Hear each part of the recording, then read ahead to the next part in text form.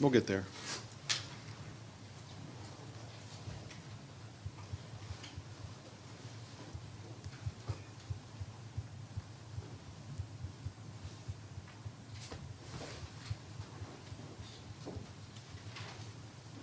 So what's going on in the news cycle today?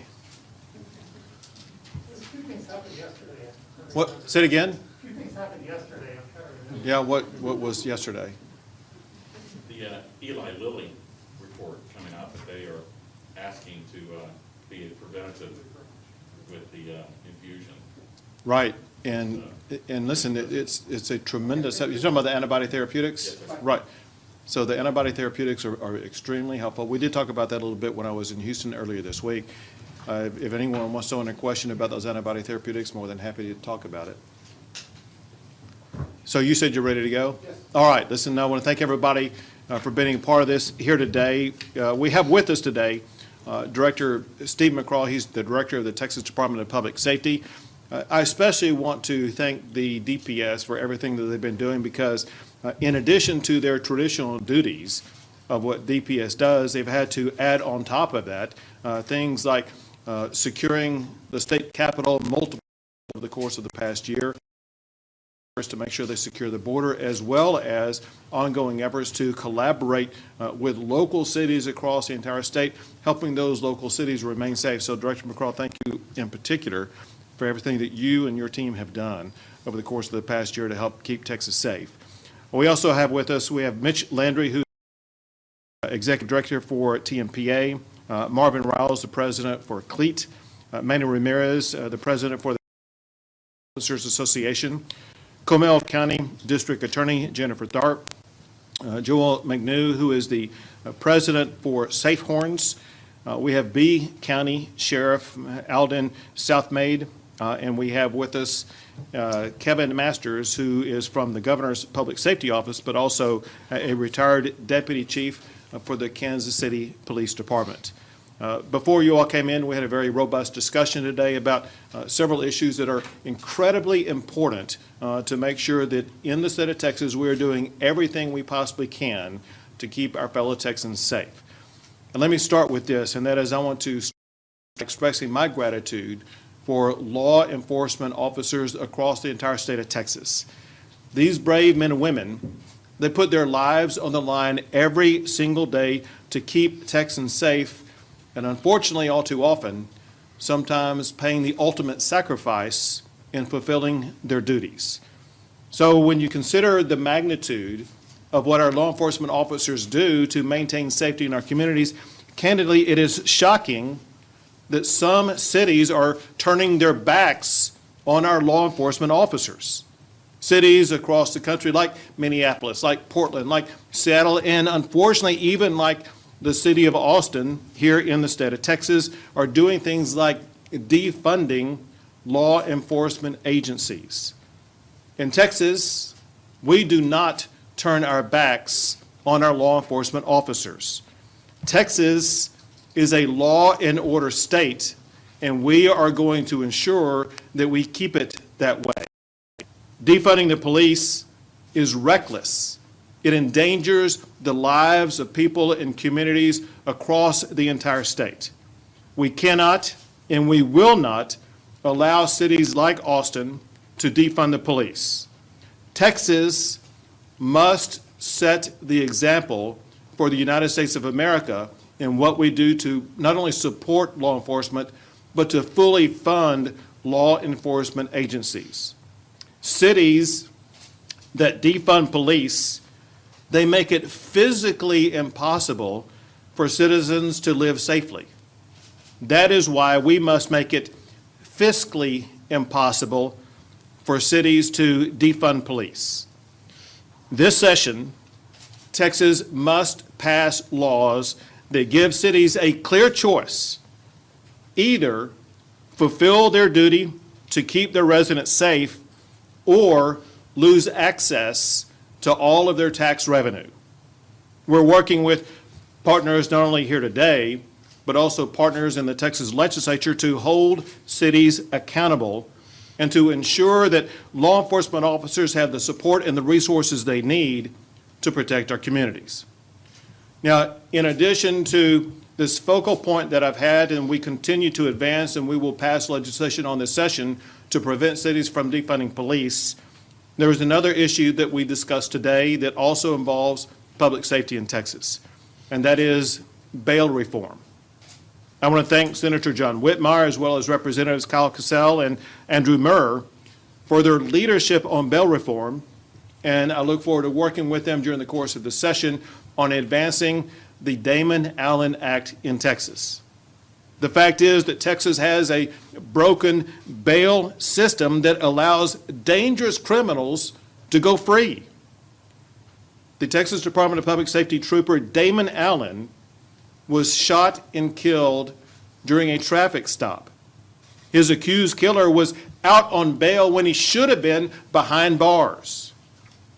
I'm working with the legislature to develop strategies to end the revolving door bail system that we have in Texas. We discussed today 3 criteria as well as additional ideas that we look to plugging into strategies that will turn into legislation. Among the ideas include expanding the criteria that judges must consider when setting bail. Another is increasing the qualifications of the judges who are eligible to set bail. Another is making sure that we have a uniform court management system so that judges have the full criminal history of a defendant when setting bail. Judges setting bail must actually look at the system and all of the information in the system before they set that bail that could possibly release a dangerous criminal back on the streets like the killer of Damon Allen. Working together, we will ensure that we keep Texas a law and order state, and we will support the brave men and women of law enforcement, and working together, we will keep Texas a safe state. Well, and now let me hand it over to Director McCraw with the Texas Department of Public Safety. Yes, sir. Thank you, Governor. Thank you for your leadership on this and other issues. It makes a difference, I can tell you that. And as you saw from our law enforcement partners here today, it's an honor to be able to address some of these particular things. Texas has extraordinary challenges in the law enforcement profession and public safety. We've seen today, one, radicalized violent extremists, mob violence, threats to life that we're dealing with, attacks, mass attacks on public places, transnational crime, Mexican cartel drug trafficking, sex trafficking, methamphetamine has been infused and reinfused in the communities. All of these things, and they are confluence of factors and some other factors conspire to increase the violent crime throughout the state. I know that's a major concern of yours. You made it very clear. Your mandate is every Texan has a right to live secure and safely in their community, bar none, no exceptions. And our mandate from you and as the Department of Public Safety is to do what we can to support our local law enforcement partners in all they do to protect their citizens and protect the state of Texas. And with these challenges, there's vulnerabilities. And it's not just in terms of the public safety challenges as it relates to the threats itself, but some of the vulnerabilities is what the governor's talking about and addressing that. I know there's some other professionals in here who can address those aspects of it that reflect on Damon Allen, because it's not just Damon Allen that we lost. We continue to lose citizens daily as a result of individuals, small percentage of individuals responsible for the greatest percentage of crime, violent crime. And the governor is very insistent that we do something about it, collectively. And thank you, Governor, for the opportunity to be here today and work with our partners. And that's it. Thank you, Director. Appreciate it. And now we have Mitch Landry, the Deputy Executive Director for TMPA. Governor, thank you for having us today. We've spent an hour here today talking about how to keep our communities safe, and I can tell you on behalf of our over 30,000 police officers around the state, they go to work each and every day to make sure that their communities are safe. And so the issues that we've talked about today just will reinforce back home, give us the tools in our toolbox to make sure that these communities are safe. And Governor, we appreciate you. Sure. Thank you. And now Marvin Riles, the President of CLEAT. Thank you, Governor, for having us here. I'm happy that we were able to address 2 issues that are important. As you all know, police have to always keep up with the trends of whatever's going on. It never fails. If something goes on, police have to be there, whatever. But and we have it. I'm sorry. But we have to always be able to be prepared to address whatever issues comes to us. And we're living in times right now where we're all experiencing things that we haven't encountered before. I think that to protect the all law enforcement from defunding and on bail reform is a great 2 steps forward to protecting the citizens of Texas. I look forward to helping the governor with the legislative session and with the locals to help get these items passed. You know, other than facing these 2 issues or whatever, we also have to face the COVID issue ourselves. We're constantly, you know, having to deal with inmates that have COVID and responding to calls with people with COVID. So it's comforting to know that even you're going through this or whatever, that you do still have some backup on issues, that you do have backup on issues such as bail reform and on defunding. So thank you, Governor, once again, and I appreciate it. Thank you, Marvin. Now we'll take a few questions. Governor and House Democrats have presented a list of police reform processes, ideas for this session, including some training reform, some responsibility things. Along with what you're saying, do you support some of the items that are on the list that the House Democrats have presented?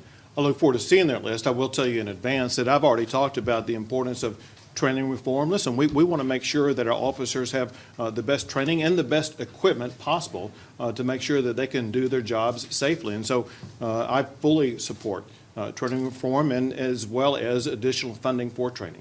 Governor, after the El Paso attack, you set up a task force for domestic terrorism and extremism. Would you classify what happened at the U.S. Capitol domestic terrorism and extremism?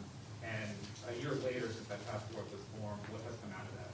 So we either have or are about to issue our update. I can't remember. I don't know about where we are internally. I can't remember if it was issued or not. Has it?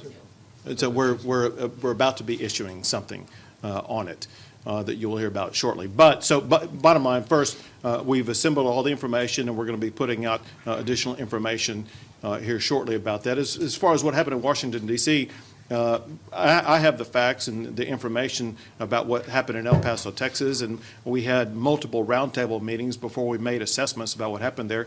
I don't have access to the same facts and information about what happened in Washington, D.C., and as a result, I'm incapable of making the same type of assessment about what happened there as I was about El Paso. You can't call it domestic terrorism or extremism? Here's what I call it. I call it acts of crime.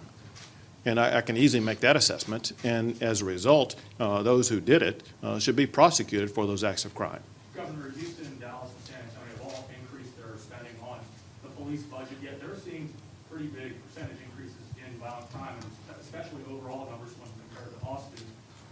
What proof do you have that police funding is directly tied to violent crime rates? Well, we need to look at this from multiple perspectives. One, you mentioned Dallas and Houston.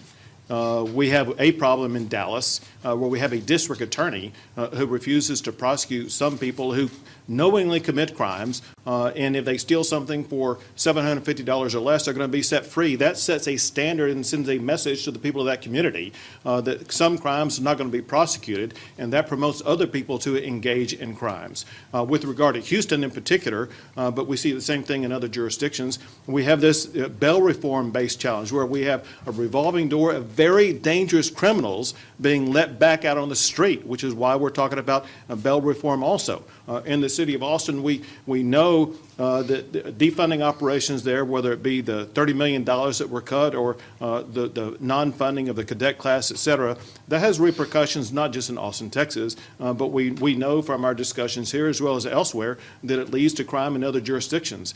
Bottom line is this, and that is we are going to make sure that we have fully funded and well-trained law enforcement officers in the state of Texas doing their job to make sure we keep our community safe. Governor, Governor, did you discuss homelessness at all in this roundtable? And given your tweet yesterday that if the city of Austin doesn't reinstate its ban, the state will, how would you do that at the state level? And what do you propose to help break the cycle of homelessness? Obviously, it's not working in Austin.